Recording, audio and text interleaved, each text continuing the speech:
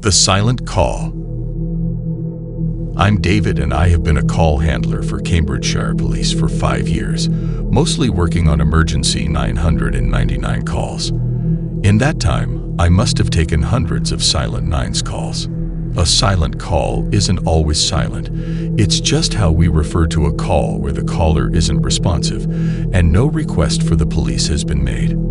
They are mostly people accidentally pocket dialing, but you always have to go through the routine of trying to get a response, checking the phone number against previous calls to see if there is any history to suggest someone may be in danger, listening for any background noise to suggest any distress or disturbance.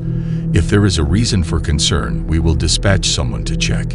Usually there isn't any concern, and the incident log is closed off without any further action. This call wasn't that unusual. An operator transfers the call though and states the basic facts. No request made for police. Possible breathing was heard down the line, but that wasn't very clear due to the background noise, which was, quite irritatingly, the theme tune to Peppa Pig. So many silent calls are from children playing with phones while sitting in front of the TV. So again, this wasn't too unusual. The line was still open, so I tried to engage with the caller. "You're through to the police. Is anyone there?" No response. "If you can hear me, can you press a button on the keypad or make a noise?" Still no response. I did some system checks.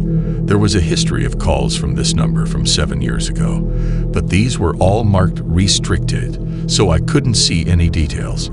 After a while, satisfied there was no apparent emergency, I stopped trying and announced that I would be ending the call.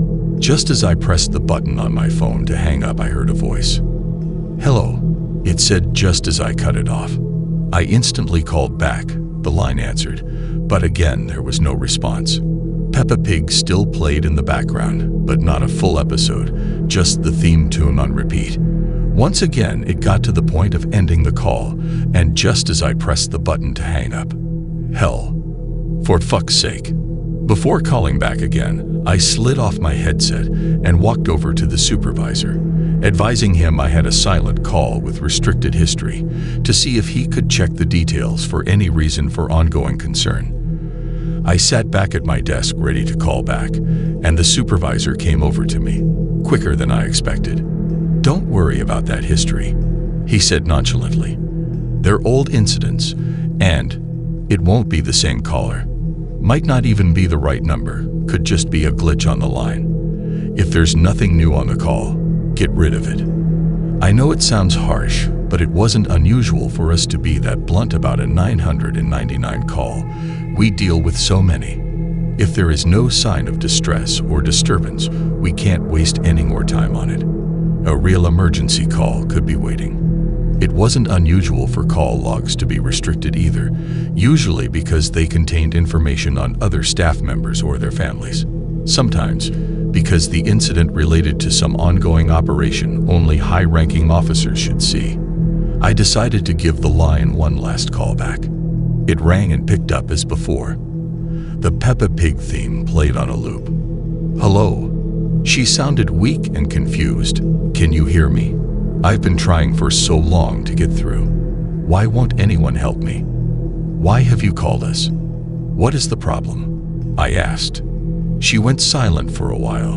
Then, "Nobody will help me. I keep calling. Can you help me?" "What is your name?" I asked. "Nicole." She paused. "I think. Please help me. David, help me." Then the line went dead. I hadn't told her my name. Maybe someone else called David was there. I called her back. "Stop calling me. Just come and help me, please. My daughter is here. We need help." "Where are you?" I asked, trying to get the key information to send someone out. 37 Butterfield Road. She sounded panicked, breathing heavily. "Please help." While she was talking, I was already updating my incident, entering the address and sending it for dispatch. "I'm going to get someone right out to you. What's happening?" The line cleared. I transferred the incident to the dispatchers on an immediate grade, the highest priority grade for attendance. I didn't understand what was going on. but someone was in distress, with presumably a young child present. We needed to attend. While I was updating the notes on the incident log, the system kicked me out. The incident became restricted, and the details on the incident list replaced with restricted. It wasn't unusual for this to happen, so only the dispatcher and the control room inspector, known as Oscar 1, could see the incident while still sending someone out to the address. I couldn't understand why this was restricted, but that is above my pay grade. Nicole kept calling throughout my shift. She was getting increasingly agitated and afraid. I assured her someone was coming out, but after an hour I started to doubt this was the case. I spoke to my supervisor. They said they would ask Oscar 1. Oscar 1 said this was even above them. They have been told not to attend. It was being dealt with by another department as part of an existing operation. My shift came to an end at 2 a.m. Before then, Nicole had called a few more times. I kept telling her someone was dealing with it, but I don't think she believed me. She started to get angrier with me. She kept shouting her address at me, 37 Butterfield Road, desperate for someone to come and help her. She was screaming my name at me, the name I had never told her. I noticed on my mapping system that I knew the road. It was near my route home. I was glad to take off my headset when 2 a.m. came. I got in my car and drove home. Guided by compulsion, I drove down Butterfield Road. I wondered if someone may be there to help by now. I looked out for number 37, but I couldn't find it. It was a normal residential road, but in the middle there was a gap between houses 35 and 39, which was filled with small trees, well-maintained bushes, and a flower bed. I drove up and down the road a couple of times to check I had the right place, then stopped at a 24-hour off-license further down the road. I went into the shop to buy a can of Coke for an excuse to ask the lady at the till where number 37 was. She seemed unimpressed, rolling her eyes at me. "Nicole's house?" she asked. "You're a few years too late to see it. They knocked it down to stop all you true crime nuts coming to gawp at it." Once I had paid, she shoved my drink back across the counter at me. "It's been almost a decade now. You'd think people would let that poor family rest."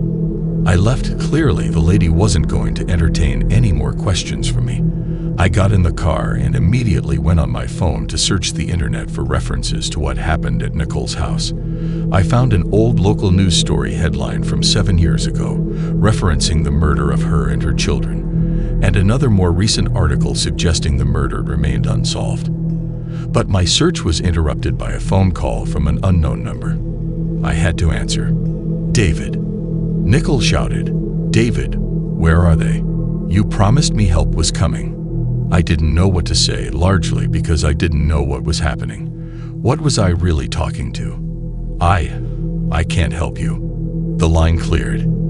Then straight away, another call, Nicole screaming. A child cried out in fear in the background. The line cleared again. The phone rang. I didn't answer. It rang again. And again, and again. I couldn't answer again. Would these calls continue? I couldn't take it. I got out of the car and walked to the memorial garden, where 37 Butterfield Road once stood. The flower bed occasionally glittered with gold in the streetlight.